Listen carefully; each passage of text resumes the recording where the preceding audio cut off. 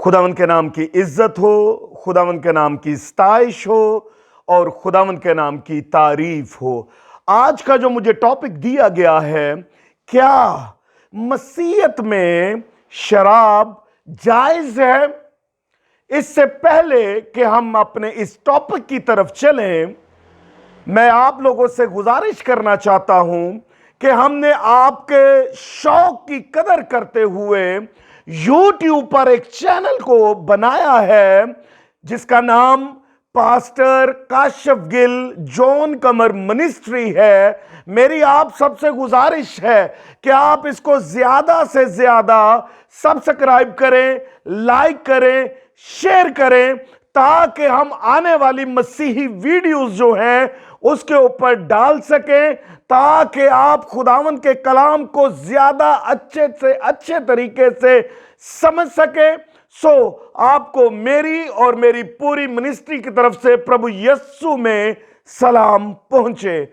आज का जो टॉपिक है वो है, क्या मसीहत में शराब जायज है? आज का जो कलाम है हमारी न्यू जनरेशन के लिए है, हमारे जवान बच्चे और बच्चियों के लिए है, ताकि वो इस कलाम को देखें और अपने अंदर खुदा के कलाम की जड़ को रखें, ताकि वो 100 गुना फल लाए। खुदा के कलाम में लिखा है कि खुदावन जवानी के दिनों को पसंद करता है। हमें इन फजूल कामों से बाहर आने की जरूरत है। आइए मेरे साथ खुदावंद के कलाम में से अफसियों के नाम पौलुस रसूल का खत और उसका 5वां बाब और उसकी 18वीं आयत को देखेंगे। खुदावंद के कलाम में कुछ यूं मरकूम है, और शराब में मतवाले ना बनो, क्योंकि इससे बदचलनी वाकया होती है, बल्कि रूह से मामूर होते जाओ। खुदावंद के पाकलाम के पढ़े, सुने और समझे जाने पर उसकी बरकत हो। आमीन।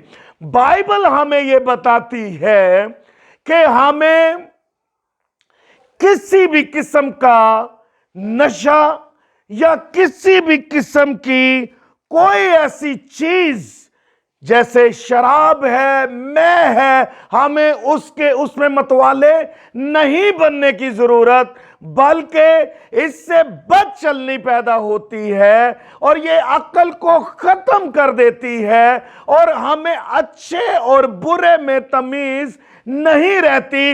इसलिए खुदा के जिंदा कलाम में लिखा है कि शराब में मतवाले ना बनो, क्योंकि शराब जो है वो हमें गुनाह में आगे लेकर चलती है। मेरे साथ खुदावंद के जिंदा कलाम में गलतियों के नाम पौलुस रसूल का खत और उसका 5वां बाब और उसकी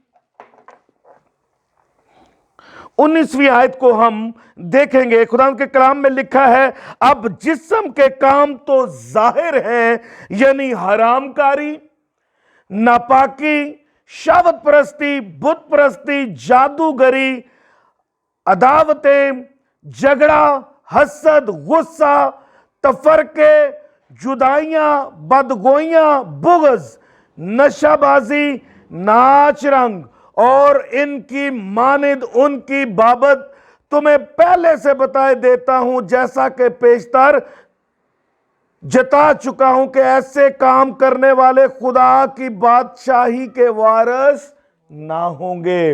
याद रखें कि खुदा के कलाम में लिखा है कि नशाबाज या नशे से रिलेटेड जो भी वो काम करता है वो खुदा की बादशाहत के वारिस ना होंगे, बल्कि हमें रूहुल कुद्दस के फलों की फिक्र होना चाहिए। आज मैं आप सब नौजवानों के आगे दरख्वास्त करना चाहता हूं कि हमें शराब पीकर उसमें मतवाले होने की जरूरत नहीं है। आप सब जानते हैं कि खुदावंद यीशु मसीह ने हमारे लिए अपने आप को सलीब पर फराहम किया, हमारे गुनाहों की खातिर उसने हमारा कफारा दिया। मैं अपनी जवान नस्ल से यह बात करना चाहता हूं कि हमें फिक्र होनी चाहिए रूह के फलों की, कि हम कैसे रूह के फल जो हैं वो हासिल कर सकते हैं, क्योंकि मसीहत में शराब को सख्ती से मना किया गया है, क्योंकि ये अक्ल को खत्म कर देती है और ये अच्छे और बुरे में तमीज को खत्म कर देती है। मेरे साथ गलतियों ही के खत में उसकी 22वीं आयत को देखेंगे। मगर रूह का फल मोहब्बत, खुशी, इत्मीनान, तहम्मुल, मेहरबानी, नेकी, ईमानदारी, हलम, परहेजगारी है। ऐसे कामों की कोई शरीयत मुखालफ नहीं है। हमें ये जो बॉडी है ये खुदा का मकदस है, क्योंकि खुदा के कलाम में लिखा है, तुम नहीं जानते कि तुम्हारे जिस्म रूहुल कुद्दस का मकदस है। अगर हम चाहते हैं कि खुदा का पाक रूह हमारे साथ रहे, तो याद रखें कि हमें अपने इस मकदस को पाक और साफ करने की जरूरत है। अगर हम बदगोइयां करें, अगर हम चैम गोइयां करें, अगर हम हसद करें, अगर हम रियाकारी करें, अगर हम शराब में धुत रहें, अगर हम शराब में मतवाले रहें, तो क्या खुदा का पाक रूह हमारे साथ है? नहीं। बल्कि हमें हर वक्त इस बात के लिए तैयार रहने की जरूरत है कि हम हर दूसरे शख्स के साथ मोहब्बत रखें, जैसे खुदावंद यीशु मसीह ने मोहब्बत रखी। उसने हमारे लिए अपने आप को सलीब पर फराहम कर दिया। हमारे गुनाहों के लिए उसने एक ऐसी लाजवाब रकम किया कि खुदावंद के वसीला से, उसके बहाए हुए खून के वसीला से हम पाक हुए हैं।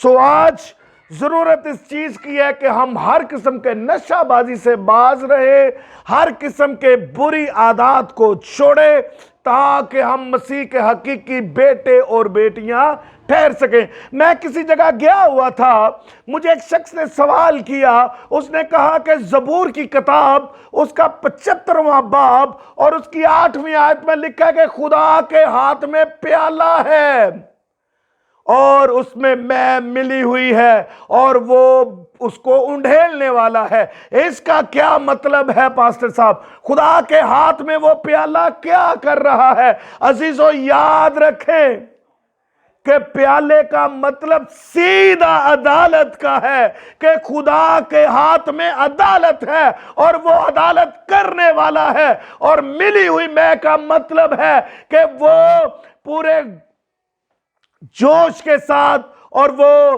पूरे क्या कहना चाहिए कि वो पूरे गजब के साथ अदालत को करने वाला है और वो कौमों के ऊपर अपने गजब को उंडेलने वाला है। लेकिन ऐन दरमियान में उसने अपने इकलौते बेटे यीशु को दुनिया में भेजा, ताकि जो कोई उस पर ईमान लाए हलाक ना हो बल्कि हमेशा की जिंदगी पाए। हमेशा की जिंदगी मसीह में है। आज लगभग पूरी दुनिया में 8 अरब के करीब लोग हैं और तकरीबन सभी प्रभु यीशु को जानते हैं, लेकिन उन्होंने अपने दिलों को इस कदर मजबूती से बंद कर दिया है ताकि वो उसको खोले ना और वो नजात ना पा सके। अजीजों, आज ये हमारी ये ड्यूटी है, हम अपनी कलीसियाओं को, हम अपने अजीज रिश्तेदारों को, अपने भाइयों को, अपने मित्रों को, अपने अजीजों कारब को इस बात का मैसेज दें कि खुदावंद यीशु मसीह दुनिया में नजात बनकर आया है और उसी के वसीला से नजात है। याद रखें, अगर हम ऐसा नहीं करेंगे तो खुदा के हाथों में प्याला है और उसका गजब जल्द जो है वो उंडेलने वाला है। खुदावंद आपको इस कलाम के वसीला से बरकत दे। आमीन। God bless.